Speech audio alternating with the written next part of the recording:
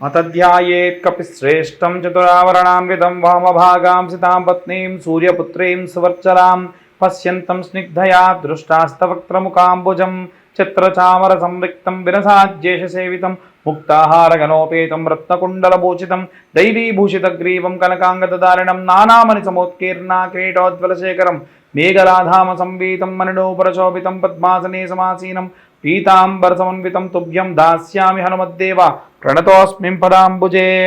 ప్రేక్షకులందరికీ కూడా నమస్కారం. ఫిబ్రవరి మాసంలో ద్వాదశ రాశుల వారికి ఎలా ఉండబోతుందో ఇప్పుడు మనం తెలుసుకుందాం. 2025 ఫిబ్రవరి మాసం నందు వృశ్చిక రాశి వారికి కాస్త మిశ్రమ ఫలితాలు గోచరిస్తూ ఉన్నాయి. గత నెలతో పోల్చుకుంటే బాగుందని చెప్పాలి. అయితే ఈ యొక్క 2025 ఫిబ్రవరి మాసం నందు ఈ యొక్క వృశ్చిక రాశిలో ఉన్న వారికి ప్రయాణాలు, అనుకోని ప్రయాణాలు రావడము, బంధుమిత్రులను కలవడము, ఎప్పటి నుంచో కలవాలి అనుకుంటున్నటువంటి వ్యక్తిని కలవడము, ధనము కాస్త ఖర్చయినప్పటికీ ఇప్పుడు ధనము ఖర్చయిందని బాధపడకుండా ఆనందించేటువంటి కాలము అని చెప్పవచ్చు. ఇక ఈ యొక్క విద్యార్థుల విషయానికి వస్తే ఆకస్మికంగా వాళ్ళు కొన్ని రోజులు సెలవులు పెట్టి తల్లిదండ్రులతో పాటు బయటికి వెళ్ళేటువంటి పని కానీ, లేదా ఇంట్లో వేరెవరికైనా సరే ఆరోగ్యరీత్యా ఇబ్బందులుంటే వీరు వెళ్ళడం కానీ జరిగి ఉండొచ్చు. అలాగే గృహిణుల విషయానికి వస్తే తరచూ వీరు చూస్తున్నటువంటి మనుషుల్లో విపరీతమైన మార్పులు ఎందుకు వస్తున్నాయని ఆలోచించేటువంటి ధోరణి. ఇక ఉద్యోగస్తుల విషయానికి వస్తే పరస్పరము ఈ ఉద్యోగస్తులలో ఉన్నటువంటి కొలీగ్స్తో ఉన్న రిలేషన్షిప్స్లో కాస్త మార్పులు వచ్చే అవకాశము, కొంతమందితో మాట్లాడకుంటే ఉంటే మంచిది అని, వారి వల్ల నాకు నష్టమే జరుగుతుంది అనేటువంటి భావన కలుగుతూ ఉంటుంది.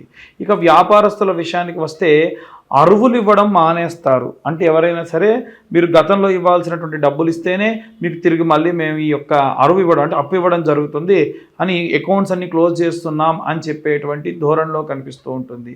ఇది పెద్ద వ్యాపారస్తుల దగ్గర నుంచి చిన్న వాళ్ళ దాకా అందరిలో సర్వసాధారణంగా జరిగేటువంటి విషయమేనండి. ఇక ప్రత్యేకంగా మనం చూసుకున్నట్టయితే ఈ సినీ రాజకీయ రంగాల్లో కూడా పాపం ధనానికి సంబంధించి, డబ్బుకు సంబంధించి లావాదేవీల విషయంలో కాస్త ఇబ్బంది పడుతూ ఉంటారు. ఉన్నటువంటి నెల రోజుల్లో కూడా మధ్యలో ఉన్నటువంటి 2, 3 అంటే ప్రథమార్థము, ద్వితీయార్థము సగభాగం బాగుంది, సగభాగం బాలేదన్నమాట. కాబట్టి అలాగే మనం చూసుకున్నట్టయితే ఈ యొక్క తల్లిదండ్రుల దగ్గర లేకుండా దూరంగా వెళ్ళిపోయినటువంటి తల్లిదండ్రుల విషయానికి వస్తే కనుక ఆరోగ్యపరమైనటువంటి విషయంలో చర్మానికి సంబంధించిన ఇబ్బందులు వస్తాయి. కుజగ్రహ సంచారం వల్ల ఈ యొక్క పరిస్థితులు ఈ యొక్క పెద్ద వయస్సు ఉన్న వాళ్లకు వచ్చేటువంటి అవకాశం ఉంది. కాబట్టి అలాగే డస్ట్ ఎలర్జీస్ కూడా వచ్చే అవకాశం ఉంది. జుట్టు రాలడం లాంటి పరిస్థితులు కూడా రావచ్చు. కాబట్టి కాస్త ఈ పరంగా జాగ్రత్తగా ఉండండి. అయితే చేతి వృత్తులు, కుల వృత్తులు, రైతులు వీళ్ళ విషయానికి వస్తే కనుక ఏదైనా సరే భూమి అమ్మాలనుకున్నా, క్రయ విక్రయాలు చేయాలనుకున్నా నేను ఇందాక చెప్పినట్టుగా 2వ వారం 3వ వారంలో చేయండి తప్ప మొదటి వారం కానీ ఆఖరి వారం చేయకండి. అందున మీకు ఏ వారం అయితే బాగుంటుందో మీకు తెలుసుగా, గతంలో ఈ వారం అయితే నాకు పని బాగా సాగింది అనుకునేటువంటి వాళ్ళు ఉంటారు. కాబట్టి ఆ వారంలోని పనులన్నీ చేసుకోవడం మంచిది. ఎవరైతే కోర్టు వ్యవహారాల్లో, డైవర్స్ విషయంలో కానీ, లేకుంటే ఏదైనా చెక్ బౌన్స్ కేసులలో కానీ, లావాదేవీల విషయంలో ఏదైనా కేసులో ఉన్నటువంటి వాళ్ళు ఎవరైతే ఉంటారో, చిత్రగుప్తుడి దేవాలయం ఉంది. అది హైదరాబాద్లో అయితే ఉంది, ఏషియాలోనే 2వ దేవాలయం. ఆ యొక్క దేవాలయానికి వెళ్ళి సందర్శిస్తే మంచిది. ఈ చిత్రగుప్తుడి దేవాలయం మనకు లాల్ దర్వాజా దగ్గర ఉంటుంది. ఈ దేవాలయానికి వెళ్ళి సందర్శించడం వల్ల చాలా చాలా మంది కోర్టు కేసుల నుంచి బయటపడ్డ వాళ్ళు కూడా ఉన్నారు. దయచేసి అలాంటి దేవాలయాన్ని సందర్శించేందుకు చాలా రేరుగా ఉండేటువంటి దేవాలయాలు. ఇక ఎవరైతే ఈ యొక్క అన్ని వర్గాల వారికి సంబంధించిన వారిలో ఎవరైతే వివాహం కోసం అధికంగా ప్రయత్నాలు చేస్తూ ఉన్నారో, మీరు దగ్గరలో ఉన్న శివాలయాన్ని చూడండి. ఏ శివాలయంలో అయితే శివాలయం మీలో ఉన్నటువంటి శివలింగం పైన ఉన్నటువంటి దగ్గర ఏదైనా ఒక ఆకృతిలో ఏదైనా గీతలు లాంటివి ఉంటే అది ప్రత్యేకమైన శివలింగము. ఏదైనా వర్ణం కొంతమంది ఏం చేస్తారంటే ప్రతిష్ఠించిన శివలింగాలు ఆ ప్రాణవట్టం వరకు వేరుగా చేయించి మరకత స్ఫటికము కానీ అలా మరకత లింగాల్ని ప్రతిష్ఠిస్తారు. అలా ఉన్న శివలింగాలకి అభిషేకం చేయించండి. ఇంకా అర్చక స్వాములు చేస్తాము అంటే పాశుపత పూర్వకంగా చేయించండి. హోమాలు కానీ ఈ యొక్క అభిషేకాలు కానీ చాలా విశేషమైనటువంటి ప్రతిఫలాలు అలాంటి శివలింగానికి చేస్తే దక్కుతాయి. అయితే ఈ యొక్క వివాహం కోసం ఎదురు చూస్తున్న వాళ్ళలో మొన్న మాకు ఫోన్ చేసి అడిగిన వాళ్ళు ద్వితీయ వివాహం చేసుకునే వాళ్ళు కూడా ఉన్నారు. మీ యొక్క జాతకంలో కలత్ర దోషములు ఉంటే వాటికి సంబంధించిన హోమములు చేయించుకుంటే ఈ యొక్క దోషములన్నీ నివారణ చెందవచ్చు. కాబట్టి ఈ పరంగా మీరు వెళ్ళండి, చాలా అద్భుతాలు జరుగుతాయి. ఇవన్నీ కూడా గోచార రీత్యా చెప్పే విషయాలే. మళ్ళీ చాలామంది మాకు ఫోన్లు కానీ మెసేజ్లు కానీ చేసి ఎలా చెప్తున్నావు మా జాతకం నువ్వు అని అడిగితే గోచార రీత్యా మాత్రమే ఇవి చెబుతున్నాము, కేవలం పేరు మాత్రమే ఉంది అన్న వాళ్ళకు మాత్రమే చెబుతున్నాము. నిజంగా మీ జాతకం పూర్తిగా తెలుసుకోవాలి, గ్రహస్థితులు తెలుసుకోవాలి అంటే మీరు వీలైతే ఈ యొక్క పేరు, డేట్ ఆఫ్ బర్త్, టైమ్, ఇవన్నీ కూడా ప్లేస్ మాకు పంపిస్తే పూర్తిగా విశ్లేషణతో మీ జాతకం మీకు పంపించి 60 నుంచి 70 పేజీల్లో క్యాలిక్యులేషన్స్ చేసి పంపించి పూర్తిగా మీ జాతకం మీకు చెప్పడం జరుగుతుంది. 45 నిమిషాల నుండి గంట సేపు మాట్లాడడం జరుగుతుంది. కాబట్టి ఈ పరంగా మీరు అన్ని రకాలైనటువంటి తెలుసుకోవచ్చు. 2025 సంవత్సరం అంతా కూడా 2025 రూపాయలు మాత్రమే మేము ఛార్జ్ చేయడం జరుగుతుంది. కాబట్టి ఎవరైనా సరే అన్ని వర్గాల వారికి సంబంధించి ఎలాంటి రెమెడీస్ తీసుకోవాలి, ఎలాంటి మంత్రపఠనం చేయాలో ఇప్పుడు మనం తెలుసుకుందాం. జనవరి 24 నుండి ప్రారంభమై ఫిబ్రవరి 24 వరకు కూడా కుజుడు సంచరిస్తూ మిథున రాశి గుండా ఆ తర్వాతకి ఏప్రిల్ వరకు కూడా ప్రయాణం చేస్తూ ఉంటారు. దీని వలన ద్వాదశ రాశులకి కూడా తీవ్రమైనటువంటి ఇబ్బందులు, అలాగే చాలా మంచి చేకూరేటువంటి రాశులకి కూడా ఉన్నాయి. అయితే అన్ని విభాగాల్లో ఉన్నటువంటి వాళ్ళు, విద్యార్థులు, గృహిణులు, ఉద్యోగస్తులు, సినీ రాజకీయ రంగాల వాళ్ళు, అలాగే రైతులు, చేతి వృత్తులు చేసుకునేటువంటి వాళ్ళు, కుల వృత్తులు చేసుకునేటువంటి వాళ్ళు, పాపం తల్లిదండ్రుల నుంచి దూరంగా నివసిస్తూ ఒంటరిగా నివసిస్తున్న వృద్ధులు, అలాగే విదేశాలకు ప్రయాణం చేయాలనుకునేటువంటి వాళ్ళు, అలాగే ఎవరైతే కోర్టు వ్యవహారాల్లో తీవ్రంగా ఇబ్బంది పడుతూ ఉన్నటువంటి వాళ్ళు, వీళ్ళందరి గురించి కూడా మనం కొన్ని రెమెడీస్ చెప్పుకుందాం. విద్యార్థుల విషయానికి వస్తే నీలా సరస్వతి స్తోత్రం అంటుందండి.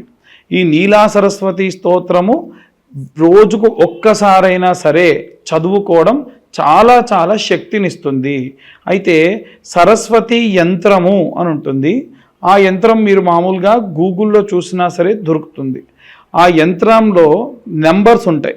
ప్రతిరోజు పిల్లలకు కొత్త నోట్బుక్ పెట్టేసి ఆ యంత్రాన్ని రోజు వాళ్ళతో గీయించి వాటిపైన రాయించి మధ్యలో కొంచెం అంత కుంకుమ పెట్టి ఇలా రాయండి.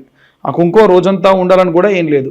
ఇలా చేయడం వల్ల కూడా సంపూర్ణమైనటువంటి వాగ్దేవి కృపా కటాక్షాలు పిల్లల యందు ఉంటాయి. అలాగే గృహిణుల విషయానికి వస్తే ఫిబ్రవరి మాసంలో గుప్త నవరాత్రుల్లో భాగంగా శ్యామలాదేవి నవరాత్రులు జరుగుతాయి. కాబట్టి అమ్మవారి యొక్క నవరాత్రులు అప్పటికే ప్రారంభమై ఉంటాయండి, మరి ఎలా అనే వాళ్ళు కూడా ఉన్నారు. కాబట్టి ఈ నవరాత్రుల్లో కనీసం 9 సార్లు గౌరమ్మను తయారు చేసుకొని మీ ఇంట ఒక మంచి ప్లేట్ చూసుకొని దాంట్లో గౌరమ్మను పెట్టేసి, తమలపాకు లాంటిది పెట్టొచ్చు కానీ వాడిపోతుంది, వడలిపోతుందండి అనేటువంటిది చెబుతున్నారు. కాబట్టి ఒక మంచి ప్లేట్ చూసుకొని దానిపైన అమ్మవారిని గౌరమ్మగా మీ వీలును బట్టి చేసుకొని, మనకు అమ్మవారు ఎలాంటి వర్ణంలో ఉంటారు అనంటే మరకత వర్ణము అని అంటారు. కాబట్టి అలాంటి మరకత వర్ణంలో ఉండేటువంటి కుంకుమతోని అమ్మవారికి అర్చన చేయాలి. అది ఎలా చేస్తారండి అనేవాళ్ళు కూడా ఉన్నారు. ఎలా అంటే అమ్మవారికి సంబంధించినటువంటి వర్ణనలో మనకు కుంకుమ దొరుకుతుంది. ఆ కుంకుమే కుబేర కుంకుమ. ఆ కుంకుమతో ఈ నవరాత్రుల్లో నవమ అంటే 9 సార్లు కుంకుమార్చన చేయడం వల్ల సంపూర్ణ శ్యామల కృపా కటాక్షాలు అందుతాయి. ఆ కుంకుమని 9 రోజుల తర్వాతకి పచ్చకర్పూరం వేసి దాచుకొని ప్రతి ఇంట్లో ఉన్న ప్రతి ఒక్కళ్ళు ధరించడం వల్ల ఎన్నో రకాలైనటువంటి కష్టములని కూడా అమ్మవారు కడతీరుస్తుంది అని శాస్త్రోక్తంగా చెప్పడం జరిగింది. ఇక ప్రత్యేకంగా ఉద్యోగస్తులు అలాగే వ్యాపారస్తుల విషయానికి వస్తే ఉద్యోగస్తుల్లో చాలా వరకు ఉన్నటువంటి ఇబ్బందులు ఎలా వస్తున్నాయి అనంటే శత్రు భయము కానీ లేదా ఉన్నటువంటి అధికారులు ఏవైనా సరే ఉద్యోగంలో నుంచి తీసివేస్తారు అనేటువంటి భయం కానీ కలుగుతుందేమో అన్న భయం అధికంగా ఉన్న కారణం వల్ల వీరు ఆంజనేయ స్వామి యొక్క లాంగూలా స్తోత్రం చదువుకోవడం చాలా మంచిది. రోజుకు ఒకసారన్నా హనుమత్ లాంగూలా స్తోత్రం విన్నా చదివినా సంపూర్ణ కృపాకటాక్షాలు అందుతాయి. ఇది వ్యాపారస్తుల విషయంలో కూడా అలాగే చేయడం ఎంతో మంచిది.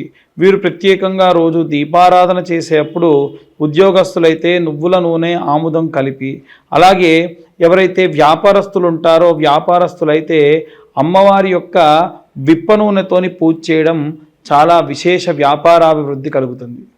ఇక మనం ప్రత్యేకంగా చూసుకున్నట్టయితే ఈ యొక్క రాజకీయ రంగాలు, సినీ రంగాల్లో ఉన్నటువంటి వాళ్ళు ప్రత్యేకంగా దుర్గా కవచాన్ని చదవడం కానీ వినడం కానీ ఎంతో శక్తినిస్తుంది.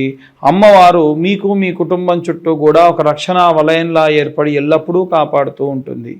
ఇక ఈ యొక్క సినీ రాజకీయ రంగాల వారే కాకుండా చేతి వృత్తులు చేసుకునే వాళ్ళు కానీ, లేదా కుల వృత్తులు చేసుకునే వాళ్ళు కానీ, అలాగే రైతులు కానీ భూ సంబంధితమైనటువంటి అనుకూల స్థితి కలగాలి కాబట్టి నిత్యము రోజు ఒక మంత్రం చదువుకోవాలి.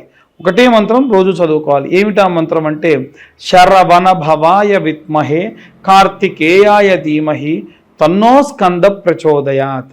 ఈ మంత్రాన్ని చదవడం వల్ల ఈ విభాగంలో ఉన్న వారందరికీ కూడా అనుకూల పరిస్థితులు కలుగుతాయి.